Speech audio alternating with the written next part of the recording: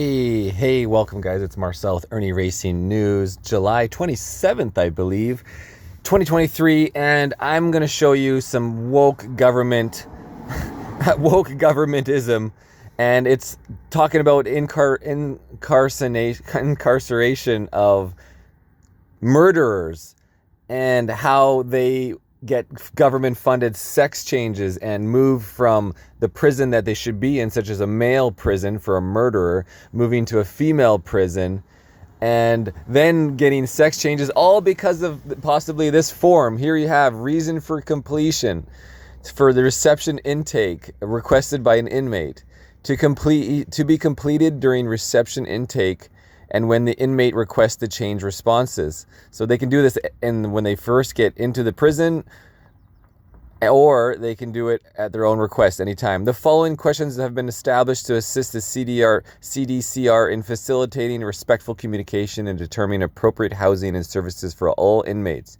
You may consider these questions to be very personal because they relate to your gender identity. However, the answers you provide will play a vital role in appropriately assessing your needs. Although not mandatory, your participation will assist in determining the most appropriate housing and service for you. Yeah, so, and the question is, number one, which of the following gender identities do you most often use to describe yourself? Male, female, non-binary, no response. Number two, do you identify as transgender, non-binary, or intersex? Yes, no response. Number three, what pronouns should be used to referring to you? You know, him, her, she, hey, no preferences. What honorific or title should be used when they are addressing you? Mr., Mrs., none, no preference. So let's go to the top of the article, guys, because this is absolutely ridiculous. This is on redux.info.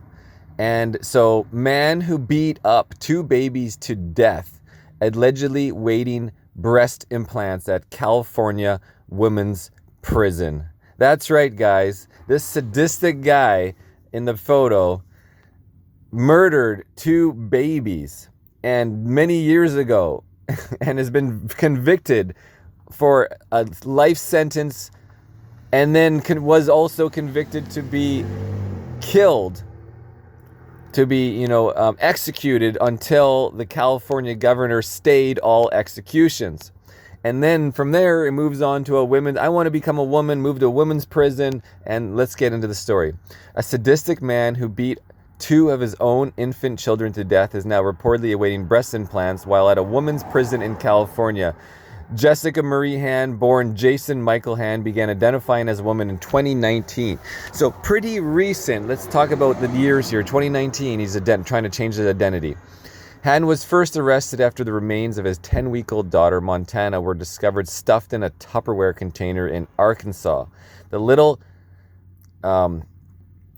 The little girl's body was found in an advanced state of decomposition had been abandoned on board an RV trailer once owned by Han after the vehicle had been repossessed and sent to auction. So he doesn't even care. He's not even smart enough to hide it. The buyer of the RV discovered the body in February of 2002. So the body was found in 2002, and now in 2019 he wants a sex change. It was paid for by the California taxpayers. And of course the Joe Bidens, or us, the taxpayers, thanks to Joe Biden. Montana's corpse had been in the plastic tub for approximately 1 year before she was found, and it was later determined that the baby had died of a fractured skull. Because Han's name had once been registered to the trailer, police were quickly able to connect him to the corpse.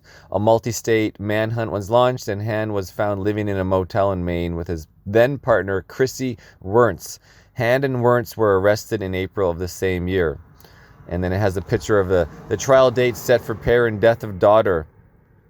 And continuing, when found, Han and Wernz were in custody of a 1-year-old child who was reportedly on the brink of death. The infant had a number of severe physical injuries, including a dozen broken ribs, retinal hemorrhaging, bleeding under the skin, and internal damage. The child was immediately placed into protective custody and given appropriate medical treatment. So this Han and Wernz, they pump out another child, and the child is literally broken ribs, bleeding under the skin. It sounds terrible. And they were in their care. During the course of the subsequent investigation, authorities linked Han to a storage locker, and in Arkansas, one they had local police search. The second corpse was then discovered, one belonging to a 6-week-old son. Han was found to have murdered by head trauma in 1999. So now you're getting the connection. It would later be learned that Han had kept and traveled with both the corpses before finally storing them. Now in 2006, a few years after all this, Han was sentenced to 27 to 30 years in prison in the case of his son's death, with his daughter's murder being tried separately in 2013. In 2013, he would be handed the death penalty. Wirtz, the mother of the infants, was sentenced to 15 years to life for the death of her daughter, but avoided any charges in the death of her son. During her trial, it was learned that Wirtz had been under significant duress during the relationship and that Han had threatened to murder her if she went on to police. Well, interesting. Han was initially held on death row at San Quentin, a men's prison, while Wirtz was sent to the Central California Women's Facility, CCWF we'll call it. In 2019, Han began to identify as a woman, so he's been in jail for a little bit of time here. And now I'm going to identify as a woman because of what's going on in the world and the taking advantage of it, you could assume, and was transferred with 1 year to death row in the CCWH, where his girlfriend, who also was involved in the murders, was staying. But after California Governor Gavin Newsom signed an executive order suspending the death penalty in the state and mandating a stay on execution of all inmates on death row, Han was allowed to move into the women's general population after a cursory observation period. So now you have Han going into the prison with the woman he had these children with, who they murdered together, or he did, or whatever. It doesn't really matter at this point. So Wirtz, fearing for her life, filed for an emergency transfer out of the institution and was granted a change in placement to California Women's Facility just days before Han was turned loose. So she learned he was coming over, and for some reason she's on the run of him. But now Han is reportedly awaiting a taxpayer-subsidized breast augmentation. Thank you, California State and then Biden State. Speaking to Redux on the case, incarcerated women's advocate Amy alleged Han was quietly moved into the medical unit at CCWA earlier this year.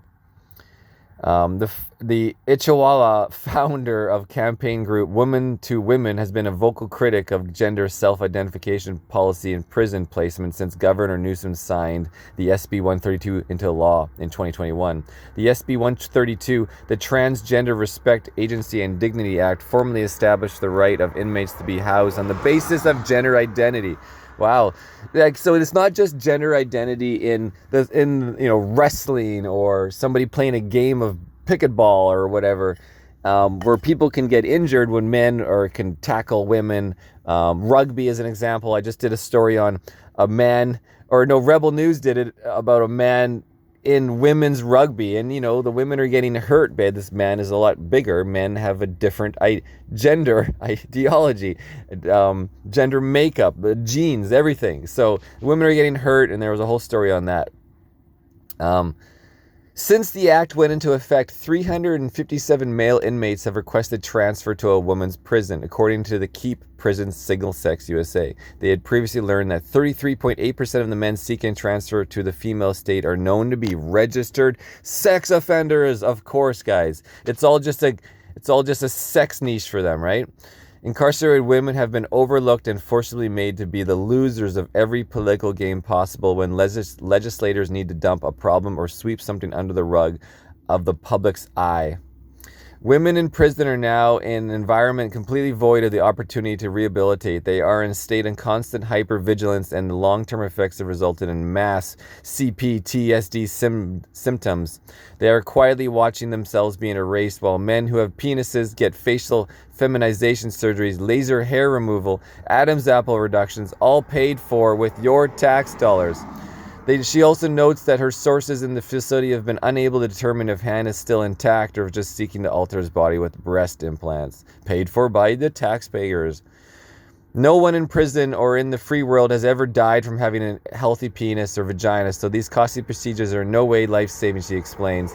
That male transfers are being offered cosmetic procedures while the female inmates are being denied basic health care. Yeah, so anyways, guys, it's going a little long in here, a lot of information. California is one of the most liberal gender self-identification policies in the country, something that has become a point of contention for women's rights advocates. And California is also leading the way for the extreme left Biden terrorists, essentially. And so, yeah, they follow California's lead. The California Department of Corrections and Rehabilitation has previously confirmed that prison transfers requests are based entirely off of gender identity questionnaire that could be issued during the reception or requested by an inmate at any time during their incarceration. And that's what we started the article with, reason for completion. The questionnaire is a form with a short series of questions. Yes, the male inmates do not need to identify as transgender to request transfer. They can simply identify gender non-conforming or non-binary. Yeah, wow, guys. Previously reported by Redux that pedophile convicted of molesting a 4-year-old girl had been moved to the California Institute for Women's despite having been denied a gender and name change and still legally being a male. Wow. Incarcerated women in California who criticize the gender self-identification policy or complain about the conduct of male transfers have claimed they were subject to punishment for speaking out. Of course they were, guys. That's censorship. Speaking to Redux last year, inmate Segal Sidua described that an attempt to report a 6-foot-tall male inmate to prison authorities for sexual harassment resulted in Sadiq being placed in solitary confinement for an extended period of time. This is Irnieracing News, guys. Wokeism led in California.